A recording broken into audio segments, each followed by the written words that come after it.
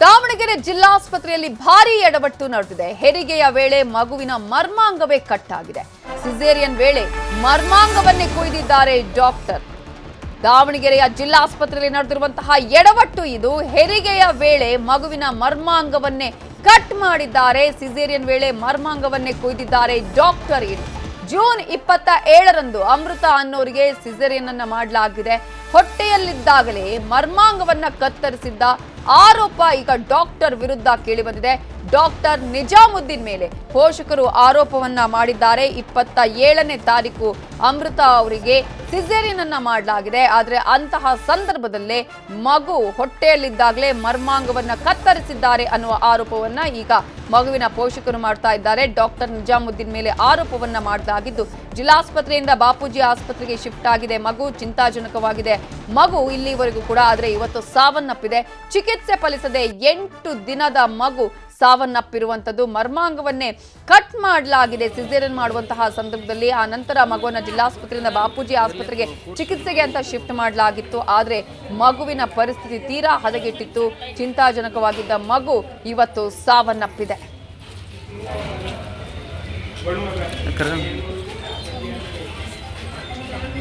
Blade ಬಡಿಸಿ caesarean ಮಾಡುವಾಗ blade ಹಾಕಿದೆ ಅಂತಂದು ಹೇಳಿದ್ರು. ಸ್ವಲ್ಪ ಸ್ಟಿಚ್ ಆಗಿದೆ, ಹೋಗಿ ಬಾಪೂಜಿಗೆ ಹೋಗಿ ಸ್ಟಿಚ್ ಹಾಕ್ಸ್ಕೊಂಬರ್ರಿ, ಏನು ಪ್ರಾಬ್ಲಮ್ ಇಲ್ಲ, 2 ಅವರ್ ಅಬ್ಸರ್ವೇಷನಲ್ಲಿ ಇಟ್ಕೊಡ್ತೀವಿ ಅಷ್ಟೇ, ಚೆನ್ನಾಗಿದೆ ಅಂತ ಹೇಳಿದ್ರು. ಅಲ್ಲಿ ಹೋಗಿ ಚೆಕಪ್, ಅವ್ರು ಬಾಪೂಜಿಲಿ ಚೆಕಪ್ ಮಾಡಿದರೆ ಪೈಪ್ ಕಟ್ಟಾಗಿದೆ ನರ್ಮಾಂಗಕ್ಕೆ. ಬೇದಿ ಒಂದ ಮಾಡೋದು ಪೈಪೇ ಕಟ್ಟಾಗಿದೆ ಮೇಡಮ್, ಆಪ್ರೇಷನ್ ಮಾಡಲೇಬೇಕು ಇಮಿಡಿಯೇಟ್ಲಿ ಅಂತ. ಗುರುವಾರ ನೈಟ್ ಹೋಗಿದ್ದು ಬೇಬಿ, ಗುರುವಾರ ನೈಟ್ ಹಂಗೆ ಇದೆ, ಶುಕ್ರವಾರ ಡೇ ಆ್ಯಂಡ್ ನೈಟ್ ಹಂಗೆ ಇದೆ. ಶನಿವಾರ ಬೆಳಗ್ಗೆ 10 ಗಂಟೆಗೆ ಆಪ್ರೇಷನ್ ಆಗಿದೆ ಸರ್ ಪಾಪುಗೆ.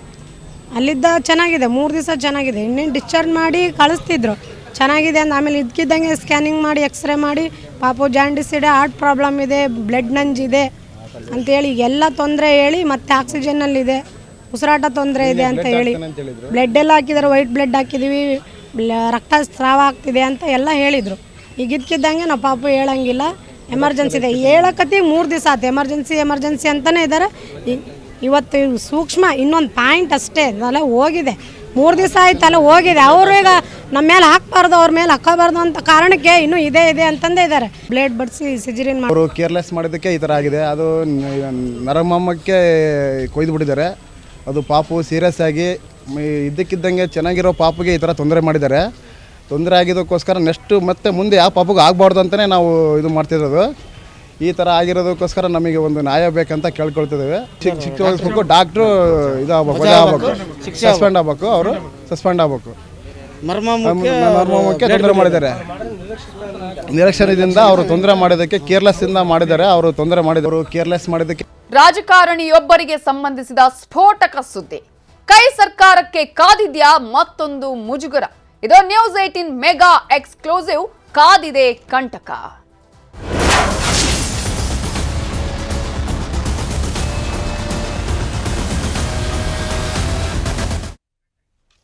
ನ್ಯೂಸ್ 18ನಲ್ಲಿ ಮತ್ತೊಂದು ಬಿಗ್ ಎಕ್ಸ್ಕ್ಲೂಸಿವ್ ಸ್ಫೋಟಕ ಸುದ್ದಿ.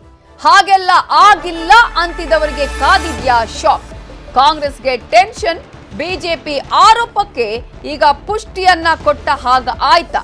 ಯಾವ ವಿಚಾರದಲ್ಲಿ ಅನ್ನೋದ್ರ ಬಗ್ಗೆ ನಿಮ್ಗೆ ನಾವು ಹೇಳ್ತಾ ಹೋಗ್ತೀವಿ. ಕಾಂಗ್ರೆಸ್ ಈಗಾಗಲೇ ಟೆನ್ಷನ್ಗೆ ಒಳಗಾಗಿದೆ. ಆದ್ರೆ ಬಿಜೆಪಿಗೆ ಖುಷಿ, ಇಲ್ಲಿ ನಾವು ಹೇಳೋದಕ್ಕೆ ಇನ್ನೊಂದಷ್ಟು ಸಾಕ್ಷಿ ಸಿಕ್ಕಿದೆ, ಪುಷ್ಟಿ ಸಿಕ್ಕಿದೆ ಅನ್ನುವಂಥದ್ದು. ನ್ಯೂಸ್ 18ನಲ್ಲಿ ಮತ್ತೊಂದು ಎಕ್ಸ್ಕ್ಲೂಸಿವ್ ಮಾಹಿತಿ. ಹಾಗೆಲ್ಲ ಆಗೇ ಇಲ್ಲ ಅಂತ ಹೇಳ್ತಿದ್ರಲ್ಲ ಈ ವಿಚಾರದಲ್ಲಿ, ಹಾಗಾದ್ರೆ ಆಗಿದ್ದೇನು? ಆಗಿದೆಯಾ ಹಾಗಾದ್ರೆ ಅಂತ ಹೇಳಿದ್ರೆ ಖಂಡಿತವಾಗ್ಲೂ ಆಗಿದೆ ಅಂತ ಸಾಕಷ್ಟು ಮಾಹಿತಿಗಳು ಲಭ್ಯ ಆಗ್ತಾ ಇದೆ. ಸಂಭ್ರಮಾಚರಣೆ ವೇಳೆ ನಡೆದಿದ್ದಂತಹ ಎಡವಟ್ಟಿದು.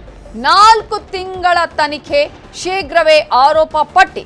ಕಾಂಗ್ರೆಸ್ ನಾಯಕನಿಗೆ ಕಾದಿದೆಯಾ ಸಂಕಷ್ಟ ಅನ್ನುವಂತಹ ಒಂದು ಪ್ರಶ್ನೆಯನ್ನ ಇಲ್ಲಿ ಕೇಳಬೇಕಾಗತ್ತೆ. ಆರೋಪ ಪಟ್ಟಿಯನ್ನು ಶೀಘ್ರವೇ ಸಲ್ಲಿಕೆ ಆಗತ್ತೆ, 4 ತಿಂಗಳ ತನಿಖೆ ಆಗಿದೆ. ಆದ್ರೆ ಅಲ್ಲಿ ಆದಂತಹ ಎಡವಟ್ಟು ಏನು? ಹಾಗಾದ್ರೆ ಪೊಲೀಸರ ತನಿಖಾ ವರದಿಯಲ್ಲಿ ಏನಿದೆ? ಯಾವೆಲ್ಲ ಅಂಶಗಳನ್ನ ಉಲ್ಲೇಖ ಮಾಡಲಾಗಿದೆ? ಚಾರ್ಜ್ ಶೀಟ್ ನಲ್ಲಿ ಏನೆಲ್ಲ ವಿಚಾರಗಳನ್ನ ಮೆನ್ಷನ್ ಮಾಡಿದ್ದಾರೆ? ಆ ಚಾರ್ಜ್ ಶೀಟ್ ನಲ್ಲಿ ಡೀಟೇಲ್ಸ್ ಏನಿದೆ? ನ್ಯೂಸ್ 18ನಲ್ಲಿ ಬಿಗ್ ಎಕ್ಸ್ಕ್ಲೂಸಿವ್ ಸುದ್ದಿ.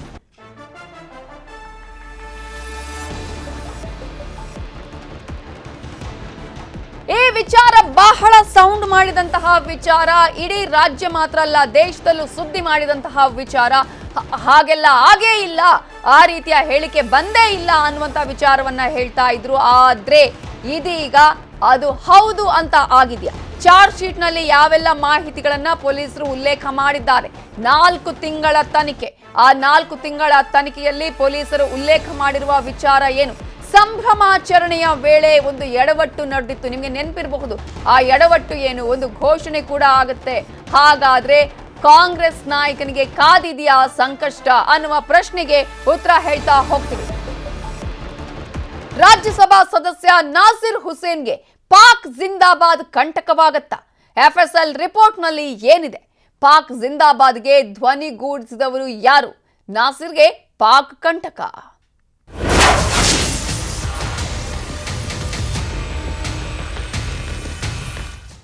ನಿಮಗೆ ನೆನಪಿರಬಹುದು, ವಿಧಾನಸೌಧದಲ್ಲಿ ಪಾಕ್ ಪರ ಘೋಷಣೆಯ ಪ್ರಕರಣ ಇದೆಯಲ್ಲ, ದೊಡ್ಡ ಮಟ್ಟದಲ್ಲಿ ಸದ್ದು ಮಾಡಿತ್ತು. ಅವರು ರಾಜೀನಾಮೆಯನ್ನ ಕೊಡಬೇಕು ಅನ್ನುವಂತಹ ನಿಟ್ಟಿನಲ್ಲಿ ಕೂಡ ಸಾಕಷ್ಟು ಆಗ್ರಹ ಕೇಳಿ ಬಂದಿತ್ತು. ಆ ಒಂದು ವಾಯ್ಸ್ ಕೂಡ ಸಾಕಷ್ಟು ರೀತಿಯಲ್ಲಿ ಚರ್ಚೆಗೆ ಕಾರಣ ಆಗಿತ್ತು.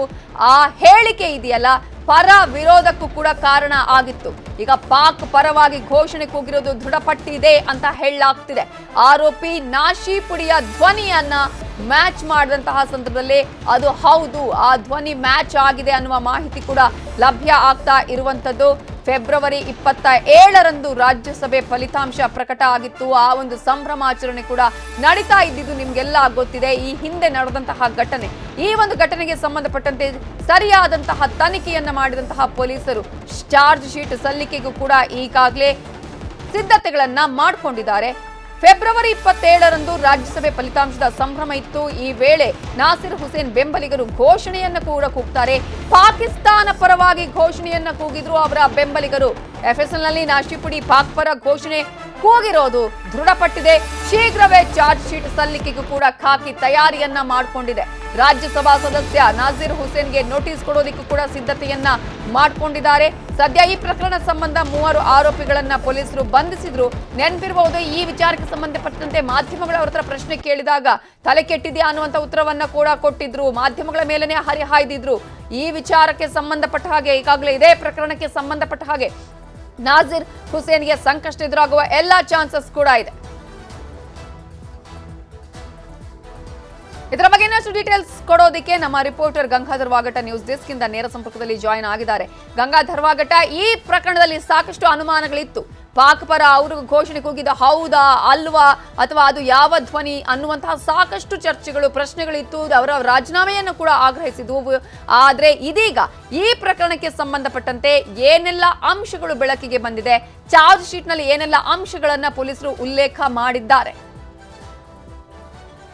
ಸಭಾಂಗಣದಲ್ಲಿ ಪಾಕ್ ಪರ ಘೋಷಣೆ ಕೂಗಿದಂತಹ ಒಂದು ವಿಚಾರ ರಾಜ್ಯ ರಾಜಕಾರಣದಲ್ಲಿ ಸಾಕಷ್ಟು ಸಂಚಲನವನ್ನ ಸೃಷ್ಟಿ ಮಾಡಿದಂಥದ್ದು. ಅದು ರಾಜ್ಯಸಭಾ ಚುನಾವಣೆಯ ಸಂದರ್ಭದಲ್ಲಿ, ಅಂದ್ರೆ ಆ ಫಲಿತಾಂಶ ಸಂಭ್ರಮದಿನ ನಾಸಿರ್ ಹುಸೇನ್ ಒಂದು ಸಂಭ್ರಮಾಚರಣೆ ಇದ್ದಂಥ ಸಂದರ್ಭದಲ್ಲಿ ಅವರ ಪರ ಬೆಂಬಲಿಗರು ಪಾಕ್ ಪರ ಘೋಷಣೆ ಕೂಗಿದಂಥ ವಿಚಾರ ಇತ್ತು.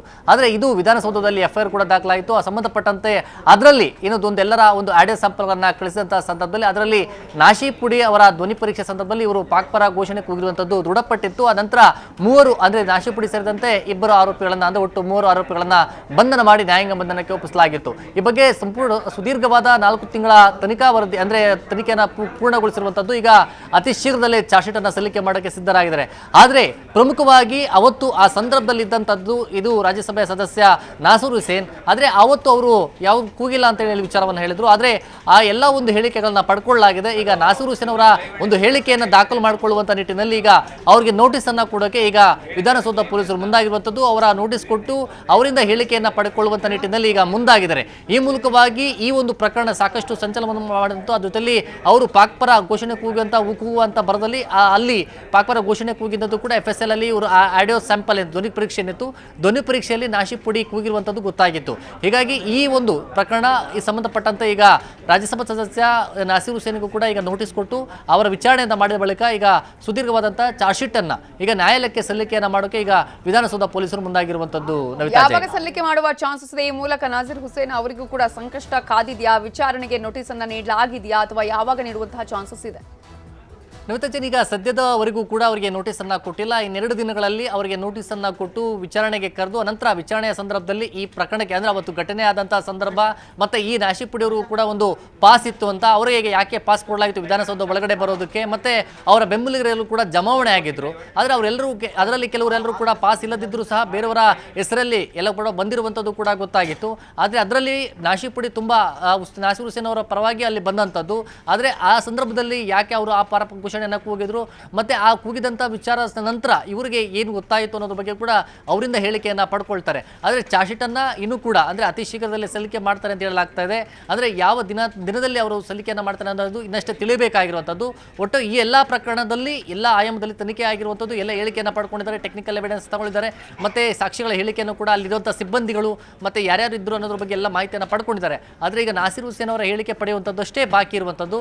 ಅವರ ಹೇಳಿಕೆಯನ್ನು ದಾಖಲು ಮಾಡಿಕೊಂಡು ಅನಂತರ ಚಾರ್ಜ್ ಶೀಟ್ ಅನ್ನ ಸಲ್ಲಿಕೆ ಮಾಡೋಕೆ ಸಿದ್ಧತೆಯನ್ನು ಮಾಡಿಕೊಂಡಿರುವಂತದ್ದು. ನವಿತಾ ಜೈನ್. ಎಸ್ ಗಂಗಾಧರ್, ಈಗ ಇದು ಸಾಕಷ್ಟು ಆರೋಪ ಪ್ರತ್ಯಾರೋಪಗಳಿಗೆ ಕಾರಣ ಆಗಿತ್ತು. ರಾಜೀನಾಮೆ ಕೂಡ ಆಗ್ರಹವನ್ನ ಮಾಡಿದ್ವು ವಿಪಕ್ಷಗಳು. ಇಂತಹ ಸಂದರ್ಭದಲ್ಲಿ ಚಾನ್ಸೇ ಇಲ್ಲ, ಆ ರೀತಿಯಾಗಿ ಹೇಳಿಕೆನೆ ಕೊಟ್ಟಿಲ್ಲ, ತನಿಖೆ ಆಗ್ಲಿ ಅಂತ ಸರ್ಕಾರ ಕೂತಿತ್ತು.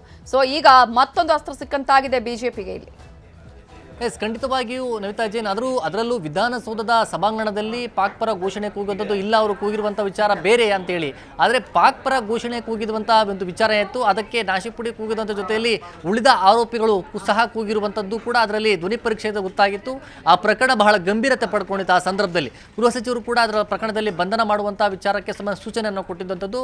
ವಿಧಾನಸೌಧ ಪೊಲೀಸರು ಅವರನ್ನು ಬಂಧನ ಮಾಡಿ ಸುದೀರ್ಘವಾಗಿ 2 ಬಾರಿ ನಾಶಿಪುಡಿಯನ್ನು ಕಸ್ಟಡಿಗೆ ಪಡ್ಕೊಂಡು ವಿಚಾರಣೆಯನ್ನು ಮಾಡಿದರು. ಆ ಸಂದರ್ಭದಲ್ಲಿ ಜೋಶಲ್ಲಿ ಕೂಗುವಂಥ ಬರದಲ್ಲಿ ಈ ಒಂದು ಪದ ಬಳಕೆ ಬಂದಿರುವಂಥದ್ದು ಆ ವಿಚಾರದಲ್ಲಿ ಗೊತ್ತಾಗಿತ್ತು. ಮತ್ತು ಆಡಿಯೋ ಸ್ಯಾಂಪಲ್ ಮತ್ತು ಅದರಲ್ಲಿ ಸುಮಾರು ಒಂದು 4-5 ಆಡಿಯೋ ಕ್ಲಿಪ್, ವಿಡಿಯೋ ಕ್ಲಿಪ್ಸ್ ಏನಿತ್ತು, ಆ ವಿಡಿಯೋ ಕ್ಲಿಪ್ಸಲ್ಲಿ ತೆಗೆದುಕೊಂಡು ಅನಂತರ ಇವರನ್ನು ವಶಕ್ಕೆ ತೆಗೆದುಕೊಂಡು ಅವರ ಧ್ವನಿ ಪರೀಕ್ಷೆಯಲ್ಲಿ ವಿಚಾರ ಮಾಡಿದ ಸಂದರ್ಭದಲ್ಲಿ ಸ್ಯಾಂಪಲಲ್ಲಿ ಇವರದ್ದು ಕೂಡ ಆಡಿಯೋ ಅದರಲ್ಲಿ ಕ್ಯಾಚ್ ಆಗಿತ್ತು. ಹೀಗಾಗಿ ಇವರು ಕೂಗಿದ್ದಾರೆ ಅನ್ನೋದ್ರ ವಿಚಾರವಾಗಿ ಅವರನ್ನು ಬಂಧನ ಮಾಡಿ ಅವರನ್ನು ವಿಚಾರಣೆ ಕೂಡ ಮಾಡಲಾಗಿತ್ತು. ಸದ್ಯ ಅವರನ್ನು ಈಗ ಈ ವಿಚಾರಕ್ಕೆ ಸಂಬಂಧಪಟ್ಟಂತೆ ಈಗ ಮತ್ತೊಂದು ಈ ಪ್ರಕರಣದಲ್ಲಿ ಮತ್ತೊಂದು ಮಜಲನ್ನು ಪಡ್ಕೊಳ್ತಾ ಇರುವಂಥದ್ದು. ಸುದೀರ್ಘವಾಗಿ 4 ತಿಂಗಳ ಅಂತರದಲ್ಲಿ ಈಗ ಚಾರ್ಜ್ ಶೀಟ್ ಅನ್ನು ಸಲ್ಲಿಕೆ ಮಾಡೋಕೆ ಮುಂದಾಗಿದ್ದಾರೆ. ಈಗ ಮತ್ತೆ ಈ ಪ್ರಕರಣ ಮುನ್ನೆಲೆಗೆ ಬಂದಿರುವಂಥದ್ದು. ಈಗ ಮುಂದೆ ಚಾರ್ಜ್ ಶೀಟ್ ಸಲ್ಲಿಕೆ ಆದ ಸಂದರ್ಭದಲ್ಲಿ ಚಾರ್ಜ್ ಶೀಟ್ ನಲ್ಲಿ ಬೇರೆ ಇನ್ನಿತರ ಏನೇನು ಅಂಶಗಳು ಉಲ್ಲೇಖ ಆಗಿದೆ ಅಂತ ಕೂಡ ನೋಡಬೇಕಾಗುತ್ತೆ. ಈಗ 3 ಅರೆಸ್ಟ್ ಆಗಿದೆ ಗಂಗಾಧರ್. ಇಲ್ಲಿ ಮುಂದಿನ ಕ್ರಮಗಳು ಯಾವ ರೀತಿಯಾಗಿ ಇರುತ್ತೆ ಅಂತ?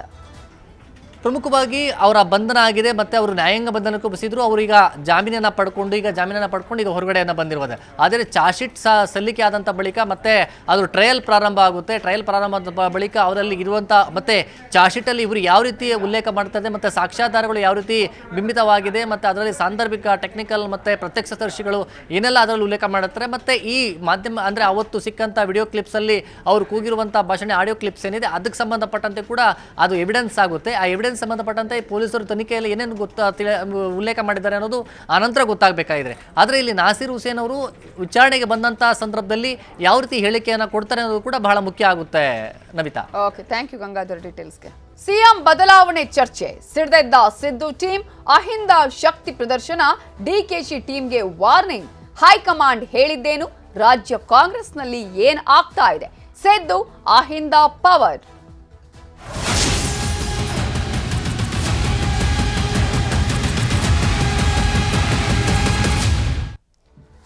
ಕಾಂಗ್ರೆಸ್ನಲ್ಲಿ ಜೋರಾಗಿದೆ ಸಿಎಂ ಬದಲಾವಣೆಯ ಚರ್ಚೆ. ಈಗ ಕುರ್ಚಿ ಕಿತ್ತಾಟ ಬಹಳ ಜೋರಾಗಿದ್ದಂತಹ ಸಂದರ್ಭದಲ್ಲಿ ಯಾರ್ಯಾರು ಯಾವ್ಯಾವ ಹೇಳಿಕೆಗಳನ್ನ ಕೊಟ್ಟರು ಅನ್ನೋದನ್ನ ನಾವೆಲ್ಲ ಗಮನಿಸಿದ್ವಿ. ಈ ಕುರ್ಚಿ ಕಿತ್ತಾಟದ ಚರ್ಚೆಯ ಬೆನ್ನಲ್ಲೇ ಸಿಎಂ ಆಪ್ತರು ಈಗ ಫುಲ್ ಅಲರ್ಟ್ ಆಗಿದ್ದಾರೆ. ಭರ್ಜರಿಯಾಗಿ ಅಹಿಂದ ಸಮಾವೇಶಕ್ಕೆ ಸಿದ್ಧತೆಯನ್ನ ಕೂಡ ಈಗ ಸಿಎಂ ಆಪ್ತರು ಮಾಡಿಕೊಂಡಿದ್ದು, ಬರುವ ಆಗಸ್ಟ್ನಲ್ಲೇ ಹುಬ್ಬಳ್ಳಿಯಲ್ಲಿ ಅಹಿಂದ ಶಕ್ತಿ ಪ್ರದರ್ಶನವನ್ನ ಮಾಡೋದಕ್ಕೆ ತಯಾರಿಯನ್ನ ಮಾಡ್ಕೊಳ್ತಿದ್ದಾರೆ. ಸಿದ್ದರಾಮಯ್ಯ ಹುಟ್ಟುಹಬ್ಬದ ಅಂಗವಾಗಿ ಸಮಾವೇಶವನ್ನ ನಡೆಸಲಾಗುತ್ತೆ. ಸಿಎಂ ಬದಲಾವಣೆ ಬೇಡ ಎಂಬ ಸಂದೇಶವನ್ನ ರವಾನೆ ಮಾಡುವಂತಹ ಒಂದು ಪ್ರಯತ್ನ ಇದರ ಹಿಂದೆ ಕಾಣ್ತಾ ಇದೆ. ಕಳೆದ ಒಂದು ಬರ್ತ್ಡೇಯಲ್ಲೂ ಕೂಡ ಯಾವ ರೀತಿಯ ಒಂದು ಸಮಾವೇಶ ಆಯಿತು, ಎಷ್ಟು ಜನ ಸೇರಿದ್ರು, ದೊಡ್ಡ ಮಟ್ಟದ ಸಮಾವೇಶ ಮಾಡುವಂತಹ ಒಂದು ಪ್ರಯತ್ನದಲ್ಲಿ ಸಕ್ಸಸ್ ಆಗಿದ್ದನ್ನು ಕೂಡ ನಾವು ಗಮನಿಸಬಹುದು. ಈಗ ಅಂತಹದ್ದೇ ಪ್ರಯತ್ನಕ್ಕೆ ಸಿಎಂ ಆಪ್ತರು ಕೈ ಹಾಕಿದ್ದಾರೆ. ಸಿಎಂ ಬದಲಾವಣೆ ಮಾಡಿದ್ರೆ ಸುಮ್ನಿರಲ್ಲ, ರಾಜ್ಯದಲ್ಲಿ ಬೆಂಕಿ ಹೊತ್ತಿ ಉರಿಯತ್ತೆ. ಅಹಿಂದ ಸಂಘಟನೆ ಜಿಲ್ಲಾಧ್ಯಕ್ಷರು ಎಚ್ಚರಿಕೆಯನ್ನ ಕೊಟ್ಟಿದ್ದಾರೆ. ಈಗ ಸಿಎಂ ಬದಲಾವಣೆಯ ವಿಚಾರ ಚರ್ಚೆ ಆಗ್ತಾ ಇರುವಂತಹ ಸಂದರ್ಭದಲ್ಲೇ ಅಹಿಂದ ಸಂಘಟನೆಯ ಜಿಲ್ಲಾಧ್ಯಕ್ಷರು ಎಚ್ಚರಿಕೆಯನ್ನ ನೀಡಿದ್ದಾರೆ. ಯಾವುದೇ ಕಾರಣಕ್ಕೂ ಸಿಎಂ ಬದಲಾವಣೆ ಮಾಡಬಾರ್ದು, ಮಾಡಿದ್ರೆ ಸುಮ್ನಿರಲ್ಲ. ಒಂದು ವೇಳೆ ಮಾಡಿದ್ರೆ ರಾಜ್ಯದಲ್ಲಿ ಬೆಂಕಿ ಹೊತ್ತಿ ಉರಿಯುತ್ತೆ. ಸಿಎಂ ವಿರೋಧಿ ಬಣಕ್ಕೆ ಮುತ್ತಣ್ಣ ಶಿವಳ್ಳಿ ಎಚ್ಚರಿಕೆಯನ್ನ ಕೊಟ್ಟಿದ್ದಾರೆ. ಜೆಡಿಎಸ್ ತೊರೆದಾಗ ಹುಬ್ಬಳ್ಳಿಯಲ್ಲಿ ಅಹಿಂದ ಸಮಾವೇಶವನ್ನ ಮಾಡಿದ್ರು ಸಿದ್ದರಾಮಯ್ಯ ಅವರು. ಈ ಹಿಂದೆ ಅಹಿಂದ ಸಮಾವೇಶ ಮಾಡಿದ್ರು ನೆಹರು. ಮೈದಾನದಲ್ಲೇ ಅಹಿಂದ ಸಮಾವೇಶ ಮಾಡೋದಕ್ಕೆ ಸಿದ್ದರಾಮಯ್ಯ ಬೆಂಬಲಿಗರು ನಿರ್ಧಾರವನ್ನ ಮಾಡಿದ್ದಾರೆ. ಈ ಹಿಂದೆ ದಾವಣಗೆರೆಯಲ್ಲಿ ಅಹಿಂದ ಸಮಾವೇಶವನ್ನ ಮಾಡಿ ಸಕ್ಸಸ್ ಆಗಿದ್ದು, ಈಗ ಹುಬ್ಬಳ್ಳಿಯಲ್ಲಿ ಸಮಾವೇಶ ಮಾಡೋದಕ್ಕೆ ನೆಹರು ಮೈದಾನದಲ್ಲೇ ಅಹಿಂದ ಸಮಾವೇಶ ನಡೆಸೋದಕ್ಕೂ ಕೂಡ ಸಿದ್ದರಾಮಯ್ಯ ಬೆಂಬಲಿಗರು ತೀರ್ಮಾನವನ್ನ ಕೈಗೊಂಡಿದ್ದಾರೆ. ಅಹಿಂದ ಸಂಘಟನೆ ಜಿಲ್ಲಾಧ್ಯಕ್ಷ ಮುತ್ತಣ್ಣ ಶಿವಳ್ಳಿ ಅವರನ್ನ ನಮ್ಮ ರಿಪೋರ್ಟರ್ ಶಿವರಾಮ್ ಅಸುಂಡಿ ಮಾತನಾಡಿಸಿದ್ದಾರೆ, ನೋಡೋಣ. ಇಲ್ಲ ಸರ್, ಶಕ್ತಿ ಪ್ರದರ್ಶನ ಅನ್ನೋಕ್ಕಿಂತ ಸರ್ ಅವ್ರ ಮೇಲೆ ಇಟ್ಟಂಥ ಅಭಿಮಾನ, ಸಿದ್ದರಾಮಯ್ಯ ಸಾಹೇಬ್ರ ಮೇಲೆ ಇಟ್ಟಂಥ ಅಭಿಮಾನ, ಅವರೊಂದು ಪ್ರೀತಿ ವಿಶ್ವಾಸ, ಅವರು ಎಲ್ಲ ವರ್ಗದ ನಾಯಕರು ಸರ್. ಅವ್ರು ಯಾರು ಸಿದ್ದರಾಮಯ್ಯನವರು. ಅದಕ್ಕೆ ಈ ಅಹಿಂದವನ್ನು ಹುಟ್ಟಕ್ಕಿದ್ದೆ ಸಿದ್ದರಾಮಯ್ಯನವರು ಶೋಷಿತ ಜನರ ಪರವಾಗಿ. ಯಾವ ದಾವಣಗೆರೆಯಲ್ಲಿ ಸಿದ್ದರಾಮೋತ್ಸವವನ್ನು ಮಾಡಿದರು 2005ರಲ್ಲಿ ಈ ಹುಬ್ಬಳ್ಳಿ ಈದ್ಗಾ ಮೈದಾನದಲ್ಲಿ ಅಹಿಂದ ಒಂದು ಶಕ್ತಿ ಪ್ರದರ್ಶನ ಆತಲ್ಲ, ಅದು ಅವರಿಗೆ ರಾಜಕೀಯ ಮರು ಹುಟ್ಟನ್ನು ಕೊಟ್ಟಿದ್ದು. ಅದಕ್ಕೆ ಸಿದ್ದರಾಮಯ್ಯ ಸಾಹೇಬರ ಒಂದು ಜನ್ಮದಿನವನ್ನು ಇಲ್ಲಿ ಅದ್ದೂರಿಯಾಗಿ 1 ಲಕ್ಷಕ್ಕಿಂತ ಅಧಿಕ ಜನರನ್ನು ಸೇರಿಸಿ ಅವ್ರ ಹುಟ್ಟುಹಬ್ಬವನ್ನು ಅದ್ದೂರಿಯಾಗಿ ನಾವು ಆಚರಣೆ ಮಾಡಬೇಕು ಅಹಿಂದ ಸಂಘಟನೆಯಿಂದ. ಮತ್ತು ಅವರ ಒಂದು ಹೆಸರಿನ ಮೇಲೆ ಸಿದ್ದರಾಮಯ್ಯ ಅಹಿಂದ ರತ್ನ ಪ್ರಶಸ್ತಿಯನ್ನು ನಾವು ಈ ರಾಜ್ಯದಲ್ಲಿ ಉತ್ತಮ ಸಾಧನೆ ಮಾಡಿದಂಥ ಸಾಧಕರಿಗೆ ಸಿದ್ದರಾಮಯ್ಯ ಅಹಿಂದ ರತ್ನ ಪ್ರಶಸ್ತಿ ಅಂತ ನಾವು ಕೊಡ್ತಾ ಇದ್ದೇವೆ ಸರ್. ಇದರ ಬಗ್ಗೆ ಇನ್ನಷ್ಟು ಡೀಟೇಲ್ಸ್ ಕೊಡೋದಕ್ಕೆ ನಮ್ಮ ರಿಪೋರ್ಟರ್ ಶಿವರಾಮ್ ಅಸುಂಡಿ ಈಗ ಫೋನ್ ಸಂಪರ್ಕದಲ್ಲಿ ಜಾಯ್ನ್ ಆಗಿದ್ದಾರೆ. ಶಿವರಾಮ್ ಅಸುಂಡಿ, ಅವರ ಬರ್ತ್ಡೇ ಅನ್ನುವಂತಹ ನೆಪದಲ್ಲೇ ಶಕ್ತಿ ಪ್ರದರ್ಶನದ ಒಂದು ಯೋಚನೆನಾ ಇದು, ಹೇಗೆ? ನವಿತಾ, ಖಂಡಿತ ಇದು ಒಂದು ಶಕ್ತಿ ಪ್ರದರ್ಶನ ಅಂತ ಹೇಳ್ಬೋದು. ಅದ್ರಲ್ಲೂ ಏನಂದ್ರೆ ಈಗೇನು ಸಿಎಂ ಅವ್ರನ್ನ ಸಿದ್ದರಾಮಯ್ಯ ಅವ್ರನ್ನ ಬದಲಾವಣೆ ಮಾಡ್ಬೇಕನ್ನೋ ಒಂದು ಕೂಗು ಕೇಳುತ್ತಿರುವಂತ ಸಂದರ್ಭದಲ್ಲಿನೇ ಹುಬ್ಬಳ್ಳಿಯಲ್ಲಿ ಒಂದು ಅಹಿಂದ ಸಮಾವೇಶ ಮಾಡ್ಲಿಕ್ಕೆ ಒಂದು ದೊಡ್ಡ ಮಟ್ಟದಲ್ಲಿ ಪ್ಲಾನ್ ಮಾಡಲಾಗಿದೆ. ಅದರಲ್ಲೂ ಮುಖ್ಯವಾಗಿ ಏನಂದ್ರೆ ಹುಬ್ಬಳ್ಳಿ ಅಂದ ಕೂಡಲೇ ಏನು ಈ ಹಿಂದೆ ಜೆಡಿಎಸ್ ನಲ್ಲಿ ತರುವಂತ ಸಂದರ್ಭ, ಜೆಡಿಎಸ್ ನಿಂದ ಉಚ್ಚಾಟ ಆದ ಸಂದರ್ಭದಲ್ಲಿ ಏನು ಸಿದ್ದರಾಮಯ್ಯ ಅವರೊಂದು ಇಲ್ಲೊಂದು ದೊಡ್ಡ ಸಮಾವೇಶ ಮಾಡುವ ಮೂಲಕ ಶಕ್ತಿ ಪ್ರದರ್ಶನ ಮಾಡಿದ್ರು. ಆ ಮೂಲಕ ಏನಂದ್ರೆ ಇಲ್ಲಿಂದನೇ ಅದೇ ಮೈದಾನದ ಮೂಲಕನೇ ಇಲ್ಲಿ ಒಂದು ಏನಂದ್ರೆ ಒಂದು ಮತ್ತೊಮ್ಮೆ ಶಕ್ತಿ ಪ್ರದರ್ಶನ, ಅಹಿಂದ ಶಕ್ತಿ ಪ್ರದರ್ಶನ ಮಾಡ್ಲಿಕ್ಕೆ ಬೆಂಬಲಿಗರು ಮುಂದಾಗಿದ್ದಾರೆ. ಅವತ್ತು ಏನಂದ್ರೆ ಈ ಆಗಸ್ಟ್ ಮಧ್ಯಮ ಅಂದ್ರೆ 15 ಅಥವಾ 16ರಂದು ಏನಂದ್ರೆ ಈ ಒಂದು ಸಮಾವೇಶ ಮಾಡ್ಲಿಕ್ಕೆ ಒಂದು ಚಿಂತನೆ ಮಾಡಲಾಗಿದೆ. ಅದಕ್ಕೆ ಸಿದ್ದರಾಮಯ್ಯ ಅವ್ರನ್ನೇ ಆಹ್ವಾನ ಮಾಡ್ಲಿಕ್ಕೆ ಅಥವಾ ನಾಡಿದ್ದು ಸಿದ್ದರಾಮಯ್ಯ ಅವ್ರನ್ನ ಭೇಟಿ ಮಾಡೋ ಮೂಲಕ ಒಂದು ಅಹಿಂದ ಸಮಾವೇಶದ ಒಂದು ಆಹ್ವಾನ ನೀಡೋರಿದ್ದಾರೆ. ಹಾಗಾಗಿ ಆ ಮೂಲಕ ಏನಂದ್ರೆ ಈಗಾಗಲೇ ಈ ಒಂದ್ ವೇಳೆ ಏನಾದ್ರು ಸಿದ್ದರಾಮಯ್ಯ ಅವ್ರನ್ನ ಕೆಳಗಿಳಿಸಿದಲ್ಲಿ ನಾವು ಉಗ್ರ ಹೋರಾಟ ಮಾಡ್ತಾನೆ ಒಂದು ಎಚ್ಚರಿಕೆ ಕೊಟ್ಟಿದ್ದಾರೆ. ಬೆಂಕಿ ಮಾತು ಕೂಡ ಆಡಿದ್ದಾರೆ ಶಿವರಾಮ್ ಅಸುಂಡಿಯಲ್ಲಿ, ಹೊತ್ತಿ ಉರಿಯುತ್ತೆ ರಾಜ ಅನ್ನೋ ರೀತಿಯಲ್ಲೂ ಕೂಡ ಹೇಳಿದ್ದಾರೆ. ಖಂಡಿತ ನವಿತಾ, ಯಾಕಂದ್ರೆ ಈಗ ಒಂದ್ ವೇಳೆ ಏನಾದ್ರು ಅಹಿಂದ ನಾಯಕರಿದ್ದಾರೆ ಮತ್ತು ಅವರ ಕಾರಣಕ್ಕಾಗಿನೇ ಈ ಕಾಂಗ್ರೆಸ್, ಸಿದ್ದರಾಮಯ್ಯ ಅವರ ಕಾರಣದಿಂದನೇ ಕಾಂಗ್ರೆಸ್ ಅಧಿಕಾರದಲ್ಲಿ ಬಂದಿದೆ. ಹಾಗಾಗಿ ಏನಂದ್ರೆ ಈಗ ಒಂದ್ ವೇಳೆ ಅವ್ರನ್ನೇನಾದ್ರೂ ಕೆಳಗಿಳಿಸುವಂತ ಪ್ರಯತ್ನಗಳು ನಡೆದ್ರೆ ರಾಜ್ಯಾದ್ಯಂತ ಒಂದು ಬೆಂಕಿ ಹೊತ್ತು ಉರಿಯುತ್ತ ಒಂದು ಎಚ್ಚರಿಕೆಯನ್ನು ಸಹ ಕೊಟ್ಟಿದ್ರೆ ಒಂದು ರೀತಿಯಲ್ಲಿ ಏನಂದ್ರೆ ಒಂದು ಪರೋಕ್ಷ ವಾರ್ನಿಂಗ್ ಕೊಡುವಂತ ಒಂದು ಪ್ರಯತ್ನಕ್ಕೆ ಇಲ್ಲಿ ಅಹಿಂದ ವರ್ಗ ಕೈಯಾಗಿದೆ ಅಂತ ಹೇಳ್ಬೋದು. ಆ ಮೂಲಕ ಒಂದು ಏನ್ ಸಿದ್ದರಾಮಯ್ಯ ಬರ್ತ್ಡೇ ನೆಪದಲ್ಲಿ ಏನಂದ್ರೆ ಒಂದು ಅಹಿಂದ ಸಮಾವೇಶ ಮಾಡೋ ಮೂಲಕ ಏನಂದ್ರೆ ಒಂದು ಎಚ್ಚರಿಕೆ ಸಂದೇಶ ಕೊಡುವಂತ ಎಲ್ಲ ಪ್ರಯತ್ನಗಳಿಗೆ ಅಹಿಂದ ಸಂಘಟನೆ ಕೈ ಹಾಕಿದೆ. ಅಂದ್ರೆ ಈಗ ಯಾವಾಗ ಸಿಎಂ ಅನ್ನ ಮೀಟ್ ಮಾಡ್ತಾರೆ ಇವರು? ನಾಳೆ ಅಥವಾ ನಾಡ್ದು ಅಂದ್ರೆ ಇನ್ನೂ ಒಂದು 2 ದಿನದಲ್ಲಿ ಸಿಎಂ ಅವ್ರನ್ನ ಭೇಟಿ ಆಗುವಂತ ಸಾಧ್ಯತೆ ಈಗಾಗಲೇ ಸಿದ್ಧತೆ ಮಾಡಿಕೊಳ್ಳಲಾಗಿದೆ. ಇಲ್ಲಿ ಏನು ಸ್ಥಳೀಯ ನಾಯಕರು, ಏನು ಶಾಸಕರು, ಕಾಂಗ್ರೆಸ್ ಶಾಸಕರು ಇದ್ದಾರೆ ಮತ್ತು ಜಿಲ್ಲಾ ಉಸ್ತುವಾರಿ ಸಚಿವರು, ಅವ್ರ ಮೂಲಕ ಏನಂದ್ರೆ ಸಿದ್ದರಾಮಯ್ಯ ಅವ್ರನ್ನ ಭೇಟಿ ಆಗೋ ಮೂಲಕ ಏನಂದ್ರೆ ಈ ಒಂದು ಅಹಿಂದ ಸಮಾವೇಶ ಮತ್ತು ಏನು ಸಿದ್ದರಾಮಯ್ಯ ಹುಟ್ಟುಹಬ್ಬದ ಬಗ್ಗೆ ಒಂದು ಮಾಹಿತಿ ಕೊಡೋದ್ರ ಜೊತೆಗೆ ಅವ್ರ ಹೆಸರಲ್ಲಿನ ಒಂದು ಪ್ರಶಸ್ತಿನೂ ಸಹ ಕೊಡ್ಲಾಗ್ತದೆ, ಅಹಿಂದ ಇದ್ರದ್ದು ಪ್ರಶಸ್ತಿನೂ ಸಹ ಕೊಡ್ಲಾಗ್ತದೆ. ಅಂದ್ರೆ ಎಲ್ಲೋ ಒಂದ್ ಕಡೆ ಇದು ಈಗೇನು ಅಪಸ್ವರ ಎದ್ದೇಳ್ತಾ ಇದ್ದಾರೆ, ಏನು ಸಿದ್ದರಾಮಯ್ಯ ವಿರುದ್ಧ ಏನು ಅಪಸ್ವರ ಎದ್ದೇಳ್ತಾ ಇದೆ, ಅದನ್ನ ಒಂದು ಬಗ್ಗು ಬಡಿಲಿಕ್ಕೆ ಮತ್ತು ಅದಕ್ಕೊಂದು ತಿಲಾಂಜಲಿ ಆಡ್ಲಿಕ್ಕೆ ಇಂತಹ ಒಂದು ಪ್ರಯತ್ನಕ್ಕೆ ಕೈ ಹಾಕಿದಾರೆ ಅಂತ ಹೇಳ್ಬೋದು. ಎಸ್, ಈಗ ಶಿವರಾಮ್, ನಾವು ಗಮನಿಸ್ತಾ ಇದ್ವಿ ಅಂದ್ರೆ ಕಳೆದ ಬಾರಿ ಕೂಡ ಅವರ ಒಂದು ಹುಟ್ಟು ಹಬ್ಬವನ್ನ ಯಾವ ರೀತಿಯಾಗಿ ಮಾಡ್ಲಾಯ್ತು, ಸಕ್ಸಸ್ ಕೂಡ ಆಯ್ತು. ಅಷ್ಟು ಮಾತ್ರ ಅಲ್ಲ, ಒಂದು ದೊಡ್ಡ ಶಕ್ತಿ ಪ್ರದರ್ಶನ ಕೂಡ ಆ ಸಂದರ್ಭದಲ್ಲೂ ಕೂಡ ಕಂಡು ಬಂತು ಅಂತ ಹೇಳಿ. ಸೊ ಅಂಥದ್ದೇ ಯೋಚನೆ ಇಲ್ಲೂ ಕೂಡ ಇದೆ ಹಾಗಾದ್ರೆ?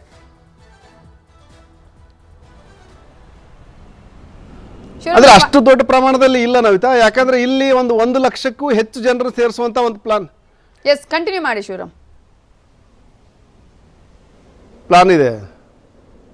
1 ಲಕ್ಷಕ್ಕೂ ಹೆಚ್ಚು ಜನರನ್ನ ಸೇರಿಸುವಂಥ ಪ್ಲಾನ್ ಇದೆ. ಅಂದರೆ ಇಲ್ಲಿ ಉತ್ತರ ಕರ್ನಾಟಕದ ಒಂದು ಪ್ರಮುಖ ಕೇಂದ್ರ ಹುಬ್ಬಳ್ಳಿ ಆಗಿರೋ ಹಿನ್ನೆಲೆಯಲ್ಲಿ ಇಲ್ಲಿ ನೆಹರು ಮೈದಾನದಲ್ಲಿ ಒಂದು ದೊಡ್ಡ ಸಮಾವೇಶ ಮಾಡೋ ಮೂಲಕ ಮತ್ತು ಈಗೇನು ಕುರುಬ ಇರ್ಬೋದು ಮತ್ತು ಹಿಂದುಳಿದ ವರ್ಗದ ಒಂದು ಜನರನ್ನು ಸೇರಿಸುವಂಥ ಒಂದು ಕೆಲಸ ಕೈ ಹಾಕಲಾಗಿದೆ. ಇಲ್ಲಿ ದಾವಣಗೆರೆಯಲ್ಲಿ ಒಂದು ದೊಡ್ಡ ಪ್ರಮಾಣದಲ್ಲಿ ಲಕ್ಷಾಂತರ ಜನ ಸೇರಿದ್ರು ಮತ್ತು ಈ ಹಿಂದೆ ಸಿದ್ದರಾಮಯ್ಯ ಅವರು ಇದೇ ಹುಬ್ಬಳ್ಳಿಯಲ್ಲಿ ಮಾಡಿದಾಗಂತಲೂ ಆ ಸಂದರ್ಭದಲ್ಲಿ ಸಹ ಲಕ್ಷಾಂತರ ಜನ ಸೇರಿದ್ರು. ಆದರೆ ಇಲ್ಲಿ ಏನಂದರೆ ಒಂದು ಸಂಘಟನೆ ಒಂದು ಕಾರ್ಯಕ್ರಮ ಮಾಡ್ತಾ ಇರೋದ್ರಿಂದಾಗಿ ಅಷ್ಟು ಪ್ರಮಾಣದಲ್ಲಿ ಜನ ಸೇರ್ಲಿಕ್ಕಿಲ್ಲ. ಆದರೆ ಆ ಮೂಲಕ ಒಂದು ಸಮಾವೇಶದ ಮೂಲಕ ಶಕ್ತಿ ಪ್ರದರ್ಶನ ಮಾಡಿ ಏನು ಸಿದ್ದರಾಮಯ್ಯ ವಿರೋಧಿ ಬಣಕ್ಕೆ ಒಂದು ಎಚ್ಚರಿಕೆ ಕೊಡುವಂತ ಕಾರ್ಯಕ್ಕೆ ಅಹಿಂದ ಸಂಘಟನೆ ಮುಂದಾಗಿದೆ. Navita, okay, thank you Shivarama Sundi ಡೀಟೇಲ್ಸ್ಗೆ. ಮೂಡಾ ಕೇಸ್ಗೆ ಹೊಸ ವ್ಯಾಖ್ಯಾನ, ಸಿಎಂ ಆಪ್ತರಿಗೂ 50-50 ಉರುಳು. ಡಿಸಿ ಎತ್ತಂಗಡಿ ಸೀಕ್ರೆಟ್ ಏನು? ಮೂಡಾ ಮಹಾಯುದ್ಧ.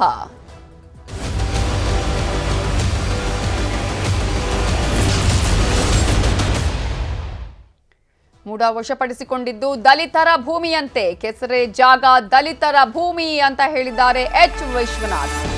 ನಿಂಗ ಅಲಿಯಾಸ್ ಜವರ ಅನ್ನೋರಿಗೆ ಸೇರಿದಂತಹ ಭೂಮಿ ಇದು. ದಲಿತರ ಭೂಮಿ.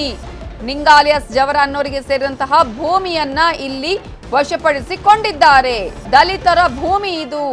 ಸಿದ್ದರಾಮಯ್ಯ ಯಾಕಪ್ಪ ಮಣ್ಣಿಗೆ ಆಸೆ ಪಡ್ತೀಯಾ ಅಂತ ಹೇಳಿ ಮೈಸೂರಿನಲ್ಲಿ ವಿಶ್ವನಾಥ್ ಅವರು ಹೇಳಿಕೆಯನ್ನ ಕೊಟ್ಟಿದ್ದಾರೆ. ಕ್ವಶನ್ ಅನ್ನ ಕೇಳಿದ್ದಾರೆ.